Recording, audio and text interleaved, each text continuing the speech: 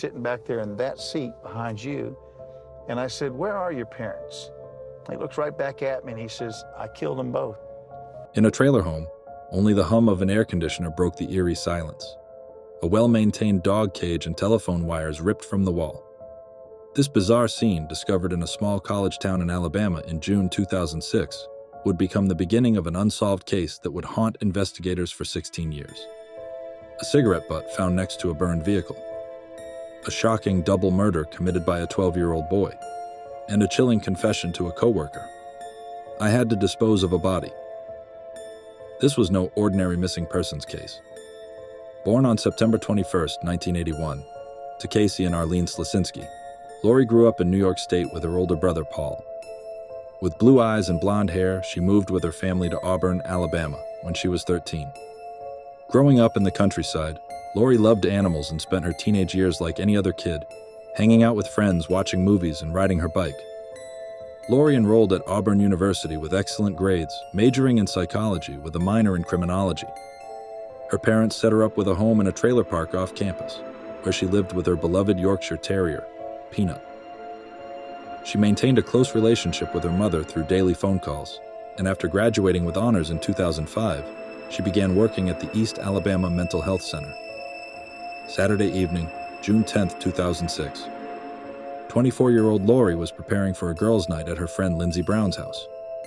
At 6:30 p.m., she made her last phone call to Lindsey. She said she'd stop by the store before joining the gathering, but she never arrived.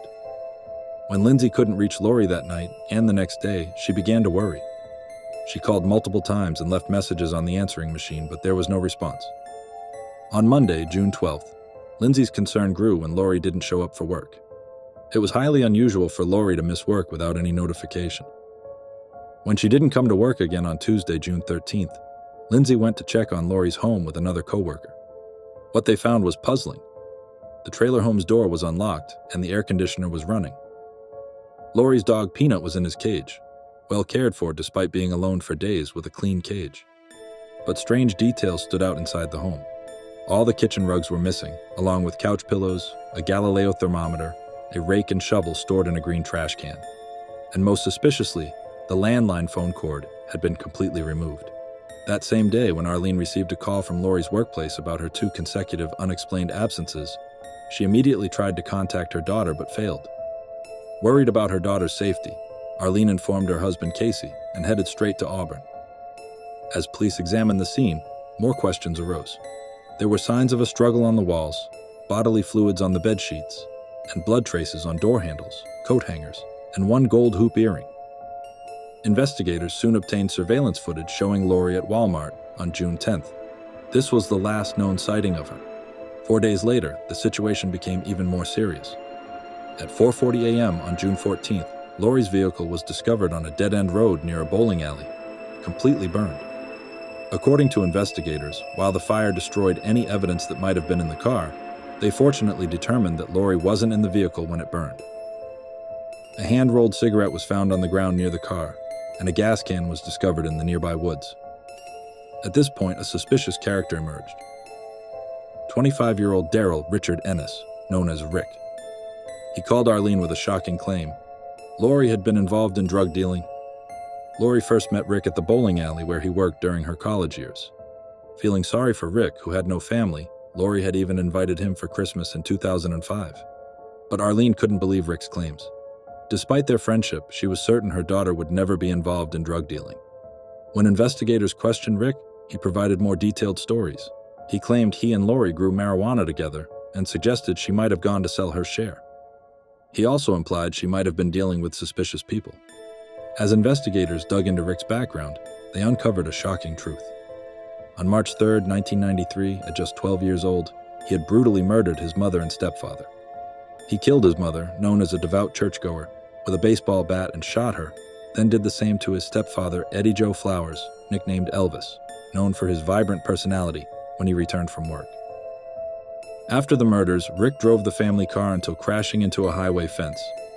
Alabama State Trooper John Clark found Rick walking along the highway, and when asked about his parents' whereabouts, Rick calmly admitted to killing them. Even more disturbing was the fact that he continued attending school for 2 days while living with the bodies. His motive: he didn't want to move. Investigators found kitchen knives and ammunition for firearms in his bag, and he confessed to planning to kill his 3 stepsisters as well. Being a minor, he was sentenced to 9 years for the double homicide, and after his release, he moved to Auburn, where he met Lori. More questions emerged during the investigation of Lori's disappearance. Lindsay provided crucial testimony to investigators. She said she heard Rick's voice in the background during her last phone call with Lori. However, since Rick was known to be Lori's friend, Lindsay hadn't thought much of it at the time.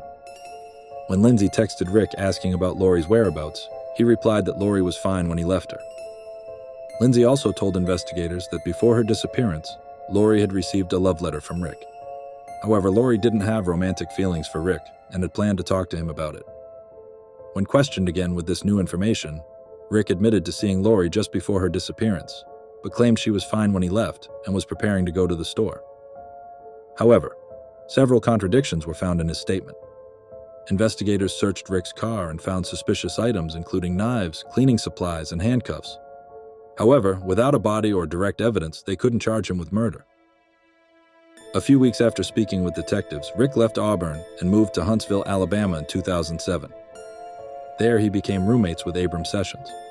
Abram observed that Rick had brought kitchen rugs, claiming they were gifts from a woman named Lori. Rick also mentioned loving a woman who had vanished without a trace in Auburn, though he never mentioned her name. Abram didn't think these conversations were significant until he learned about Rick's dark past. After connecting the news stories, Abram immediately demanded Rick to leave. Later, when Rick was gone, Abram reported that his apartment was completely trashed.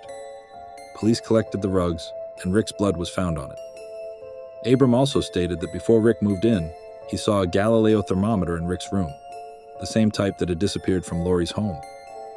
However, these were just circumstantial evidence without more concrete physical proof. 10 long years passed. In 2016, Special Agent Mark Whitaker of the Alabama State Bureau of Investigation formed a cold case unit. He began reinvestigating Lori's disappearance with his partner, Agent J.W. Vance. The team reviewed evidence, sent items to forensic labs, and conducted numerous interviews and re-interviews. Agent Mark knew about Rick's past and had a gut feeling he had done something similar to Lori, but without more evidence or a body, they couldn't prove his guilt. However, an unexpected breakthrough occurred. While reviewing documents, Agent Vance discovered an envelope that hadn't been opened in 10 years. It contained evidence collected by police during Lori's 2006 disappearance, but no one had followed up on the results, and it had been overlooked. The results were shocking. Rick Ennis's DNA was found in bodily fluids on Lori's bed sheets and in blood on the inside of the front door. After compiling all the evidence, investigators finally obtained an indictment against Rick Ennis in 2018. At the time, Rick was engaged to Elena Atkinson, a school librarian, and working for a company in Pilot, Virginia, designing and manufacturing mobile living structures called yurts. On August 6, 2018, his 38th birthday and 12 years after Lori Slasinski's disappearance in Auburn, Rick Ennis was arrested by a U.S. Marshals Special Operations team. After being arrested for murder, his trial was delayed due to COVID-19, but finally began on April 1, 2022. Prosecutors presented all evidence linking him to the crime, including Rick's DNA evidence found on Lori's bed and cigarette butts from the scene. More shocking testimonies emerged during the trial. Jeremy Brooks, his former co-worker in Alabama, testified that Rick had called him on June 9, 2006, the day before Lori's disappearance. Rick had requested gasoline and a gas can, which Jeremy refused. The gas can later found with Lori's burned car matched one missing from the bowling alley where Rick worked. Another crucial testimony came from Terry Booth from South Carolina, who recalled a chilling conversation with Rick years earlier. When Terry asked why Rick left Auburn, he testified that Rick said, "I had to dispose of a body." The defense suggested that police might have planted cigarette butts from Rick's home at the crime scene and tried to attack Lori's character by portraying her as a drug dealer. Regarding his DNA found on the bedsheets, Rick claimed they had consensual relations despite Lori rejecting his advances, but his story wasn't convincing. On April 14, 2022, after 2 days of deliberation, the jury returned a guilty verdict.